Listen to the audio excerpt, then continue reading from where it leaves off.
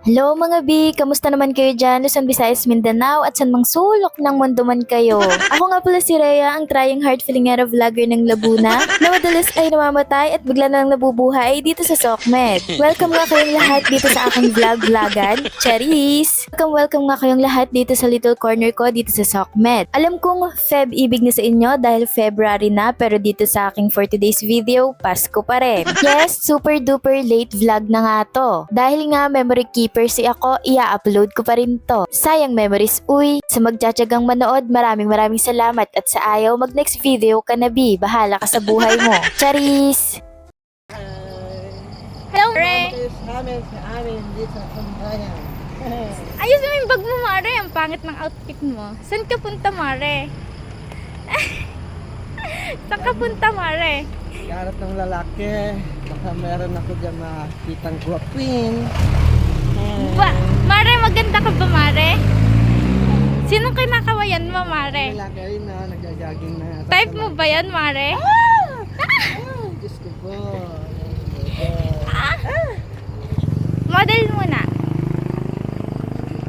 Yes, opo, boyfriend ko po yun. Pero minsan nalilito na rin talaga ako kung beshi ko ba siya o boyfriend ko talaga. Kita nyo naman ang ebidensya. And for today's video nga, isi-share ko sa inyo yung naging quick gala namin / simple date namin ng boyfriend ko dito sa mga pailaw dito sa may amin. December 14, 2024 nga nung pumunta kami dito.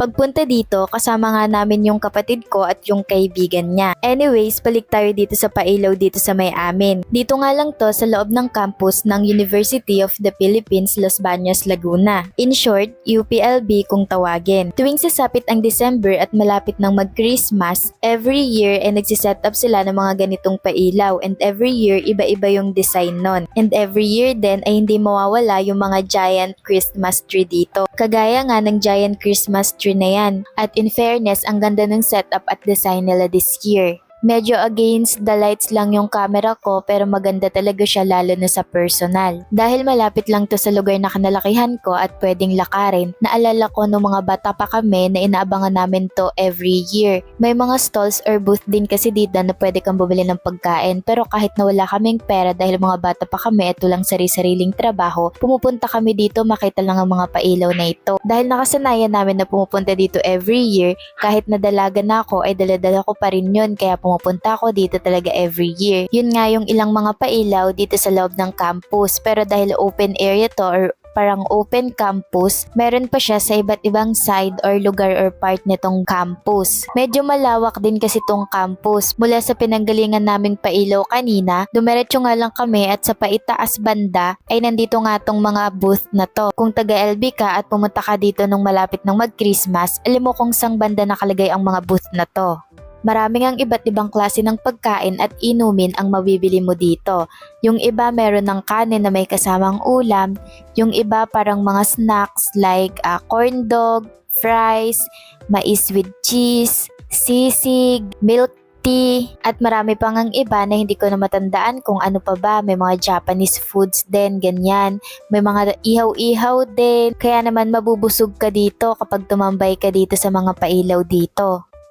Kaya lang medyo pricey ang price ng mga bilihin dito kumpara sa labas ng campus.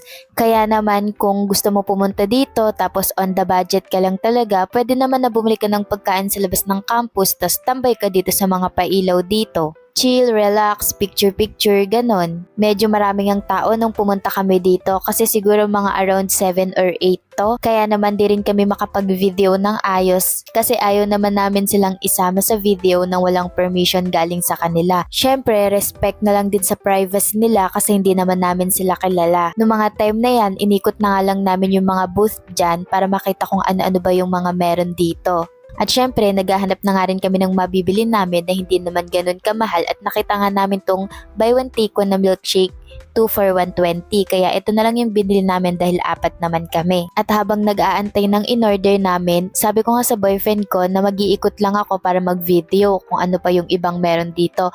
Kaya lang sabi niya, doon na lang daw ako antayin yung order at siya na lang daw yung mag-iikot.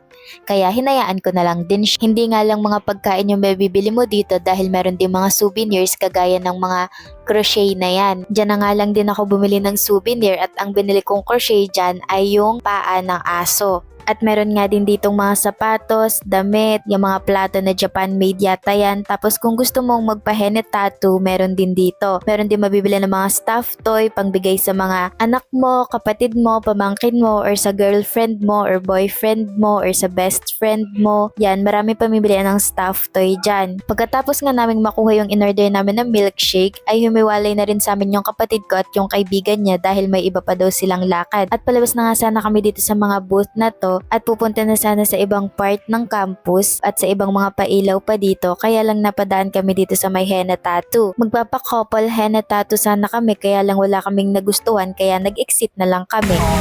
Go! Wow!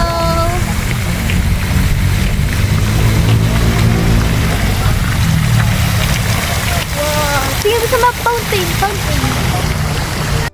Ito nga yung part ng campus na marami pa ding pailaw pero palabas na to at may pa-fountain nga sila dito. Tuwang-tuwa ako sa mga ganitong pailaw, pati yung sa mga fireworks, kahit yung sa mga amusement parks. Feeling ko kasi para akong nasa Disneyland, kahit hindi to kasing bongga ng Disneyland, parang nahihil niya yung inner child ko. Alam mo yun, basta ganun. Di ko may paliwanag ng ayos pero basta ganun yun. Kaya gustong gusto ko na pumupunta sa mga ganitong place. Diga magaganda rin ang mga pailaw dito, yung mga puno na Royal Palm yata yun. May mga Christmas lights, tapos yung mga sanga ng puno meron din, at yung banda doon, mas maganda doon kasi nandun yung statue ni Jesus nang pinanganak siya, tas may star sa langit, ganon. Sa dami ng Christmas tree at Christmas lights na nandito, damang-dama mo yung Christmas, no? Kahit na sa bahay nyo walang Christmas tree or Christmas lights, dito pag pumunta ka, damang-dama mo yung Christmas. At ito na nga yung sinasabi ko sa inyo na statue ni Jesus nung pinanganak siya. Ayan, 'di ba? Ang ganda-ganda. Lagi yung may ganyan dito, hindi nawawala yung statue na yan sa pailaw dito. Marami pang ibang pailaw dito sa part ng campus pero hindi na nga namin napuntahan kasi medyo gabi na rin. At fast forward, andito na nga kami sa Jollibee. Kahit nga dito sa Jollibee, damang-dama mo na Christmas na talaga. Konting-konti na lang, Pasko na ng mga time na to. Dahil tinan mo, may malaking Christmas tree at puno rin ng Christmas lights yung branch ng Jollibee dito. Dito nga yan paglabas ng campus dito sa may UPLB. At fast forward na nga din, naka-order na nga kami ng pagkain dito. Ang in-order nga ng boyfriend ko ay chicken spicy with rice, then pineapple yung drinks.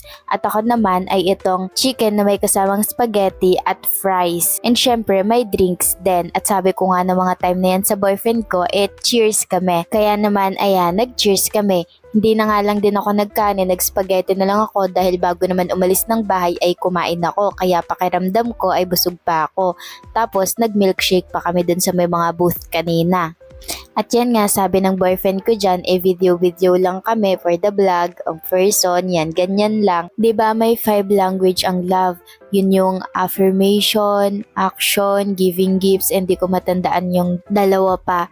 Pero basta ang alam ko, lahat yun napaparamdam sa akin ng boyfriend ko. Pero alam nyo kung ano yung isa sa pinakang nagustuhan ko na love language niya, yun yung action. Katulad ng ginagawa niyan dyan, alam mo yun, hindi na siya kailangang sabihan. Alam niya na nahihirapan kasi ako kanina dun sa pagtinidor at pag-spoon ng chicken, kaya siya na lang yun nagtanggal at naghimay-himay. Alam mo yun, there are times talaga na little things are matter the most. Tama ba ako? Tama nyo na lang kung mali ha, bahala na kayo. Totoo yun, yung mga simpleng bagay, yun yung minsan nakakapagpasaya pa sa atin. Minsan yung mga simpleng pagkikare, ang lakas ng impact nun sa ating mga babae.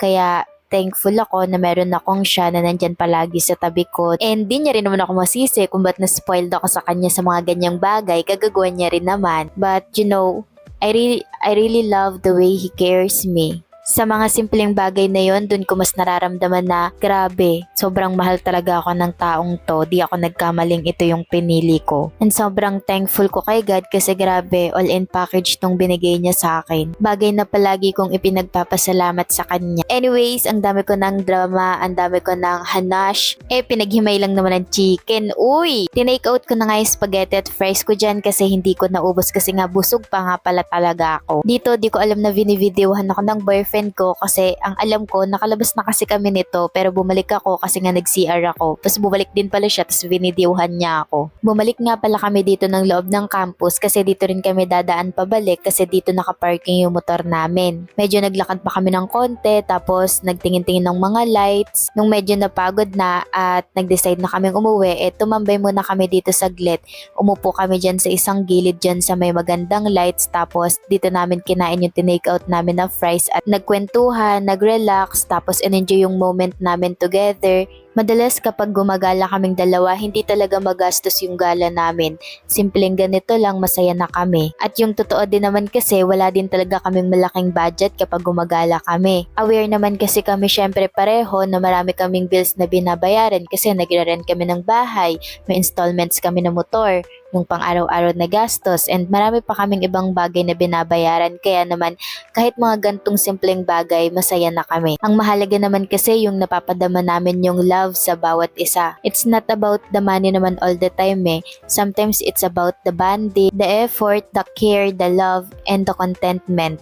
Siyempre, ang importante naman is you're both happy to the company of each other. Tsaka we both know naman na makakapag-date rin kami ng mas bongga dito kapag someday kumikita na lang kami ng mas malaking pera.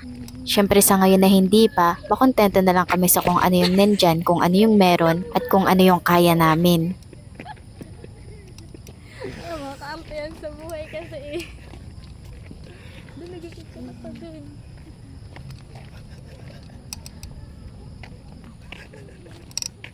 Ano yun?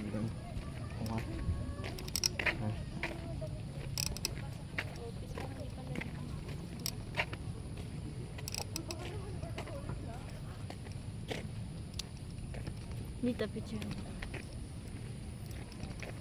Dito. Dam ka. Dam ka. Dali. At nung pauwi nga kami, nakita kami itong dalawang to na nasa loob ng 7-Eleven. Kaibigan namin sila, yung isa, tropa ng boyfriend ko, yung isa, kaibigan ko. Sa amin namin sila dating magtrabaho sa company, kaya lang na-endo sila at na-regular kami. At medyo mahaba na nga to, kaya naman mamamaalam na ako. Salamat sa nagtiyagang manood nito hanggang dulo kahit na super late vlog to. At yan nga yung mga some of our pictures nung gala namin na yan. And yun na nga lang guys, thank you for watching. Until next time, follow my FB page for more and follow my other Sockmeds account. Bye! Love you all! Mwap!